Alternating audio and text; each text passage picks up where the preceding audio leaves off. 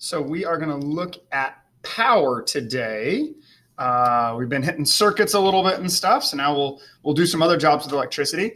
So I've got a little hand crank generator here. There's basically a little motor inside. You can see that gray cylinder is just a little simple motor like you put in an RC car or something like that. But a motor, if you run it in reverse, is a generator, right? So as I crank this guy, you can't see that. Pull this guy back here. You can see the light build up. If I go real slow, I generate voltage, but it's a pretty low voltage and not enough voltage to light up the light bulb. If I go faster, right, you can see real easily that the faster I spin this, the more the light bulb lights up, right? And the more it lights up, that's indicating power, right? So the faster I spin this, the more power I'm generating and the brighter my bulb is. We can see that with all kinds of things, right? You want your car engine to produce more power. You put more energy into it per second, and it produces more power. We looked at power earlier this year. We're going to look at power in a little bit different light now. So we'll look at some steel wool now, right? I've got steel wool. I tore a little chunk off, and that is connecting my holders together. I know I've got it a little darker, and so the film capture doesn't work quite as well, but I want you to be able to see stuff. So I need a little darker. You can see there's a bunch of steel wool between those, right? So if I put a bunch of steel wool between those, there are lots of pathways that the electrons can go, right? So as I spin this, it's not very hard to spin it. And the steel wool does okay. But if I give it fewer pathways, then all the electrons have to run on those same pathways, right? So I'm going to get rid of a bunch of this and make my basically fuse.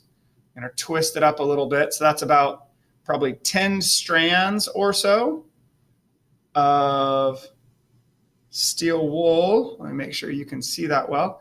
And then if I spin slow, it's all right. But if I spin fast enough, you see it's smoking a little bit. Whew. I got a couple too many strands there. It's able to hold up okay. I can see it glowing a little bit. Well, shoot.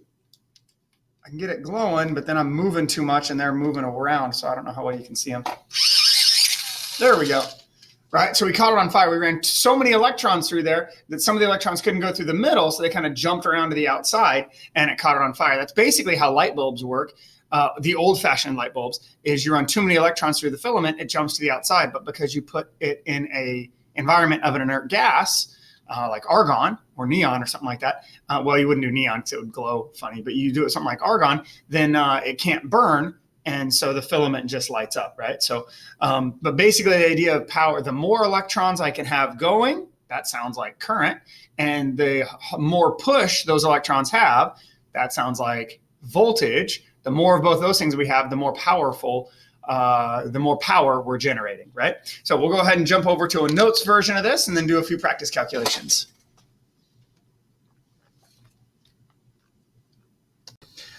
So looking at the notes version of this, just a quick version of notes. Of course, you can't have power without old Palpatine there.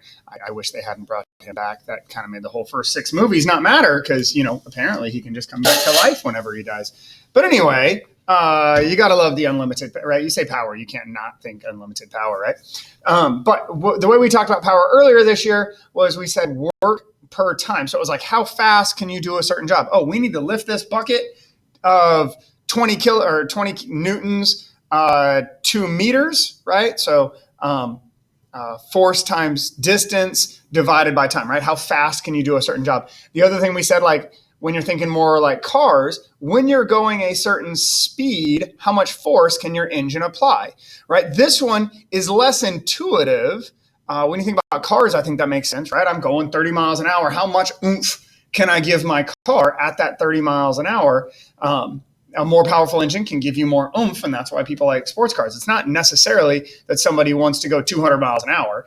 Maybe they do. You shouldn't. but it's more when you're on the interstate and you're going a nice, say 5 miles an hour below the speed limit, but you need to pass somebody. How much oomph does your car have at that point? That one really translates a lot more, in my opinion, to the electrical version of power.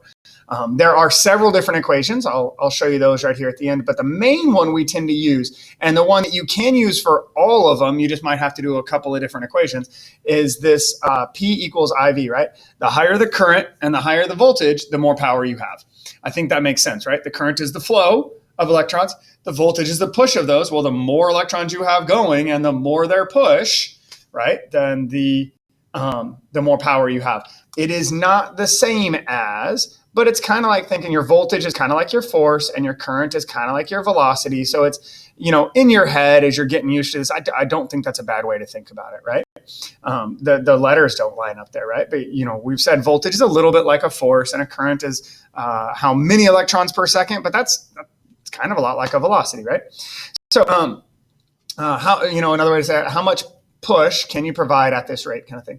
We will do a lot of the power things we do just because I find them interesting, and I don't know, is household stuff. So household voltage, the standard is 120 volts. You will see problems on worksheets that I have and around where it listed at 110 volts. That power fluctuates a little bit depending on how far from the electrical source you are. So some people call it 110. The very first ones they built were 110 anyway, but everything we've got now is pretty much 120 is the standard voltage on that, 120 or 240. But some people even call the 240 220.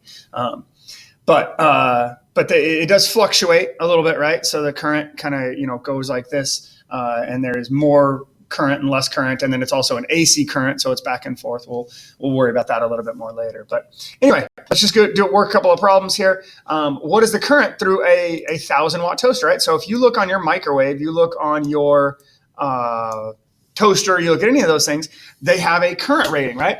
So if I want to know what's the voltage in that toaster, and you look at the wattage rating, that's the maximum wattage. So we say, well, we know the power is 1,000 watts, and we know the voltage is 120 volts because they're set up in parallel, right? You build everything in your house based on parallel. So if you build that based on parallel, each thing will get its own voltage, right? You're not going to have to string one after another. We'll work a couple of those problems, like, if you were to rebuild it in series, what kind of voltage, how much power drop would you get? All right, so we want to know what the current is there. Can we see that okay? I don't know how bad it'll mess with us to turn the lights off. But not too hard to do. That's still reflecting a lot. I don't know that you can see that any better, right? But it's just power equals current times voltage. So I'm just going to do power divided by voltage equals current.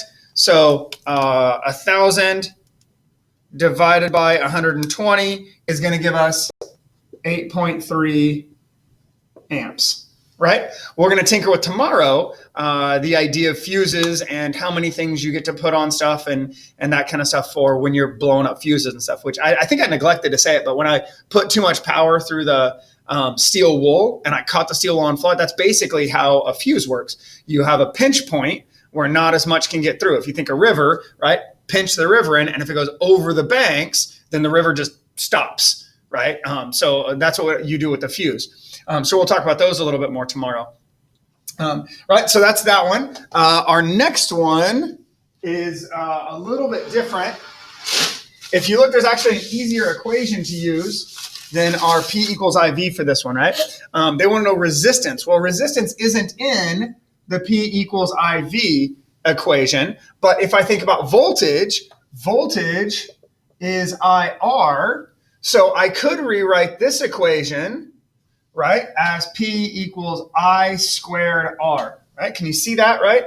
So if I've got voltage and I replace that with IR, I have two currents now in a resistance. So that's kind of helpful, right? Because you've got that, but I don't know the current either, so I'd still have to work two problems. You certainly could work this problem, find the current. No, they gave us the current, right? Yeah, they gave us the current, and I know the wattage, right? And I know the wattage, and I know the voltage and all that kind of stuff. So I know the voltage and the power, so I could figure out the current, and then I could take the current and the voltage to figure out the resistance. But there is another way we could do that. We could substitute for I, right? We could say, well, voltage divided by resistance is current, and we could substitute that in here, right? And so I now have voltage squared over resistance. So these three are our power equations.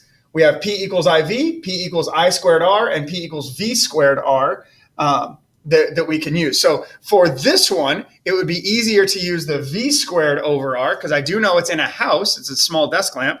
So it's going to be 120 squared divided by the resistance. Oh, whoops. I need to flip-flop those. So divided by the power, which is 0.25 watts. So the resistance is 57600 ohms, right?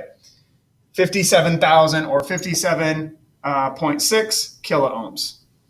So if you want the resistance, or if you want the voltage and the current, the power to be low in something you've hooked up to your house, you've got to have a lot of resistance. So not much can get through there. So it's not using much power, right? A lot of resistance means it'll use less power, and you can hook up more of those kinds of things, that kind of stuff, right? So go ahead and finish up the ones. That's actually basically the first two. I point at these like I'm pointing on the screen there. The two you see on the top of the screen are basically 1 and 2 on page 607.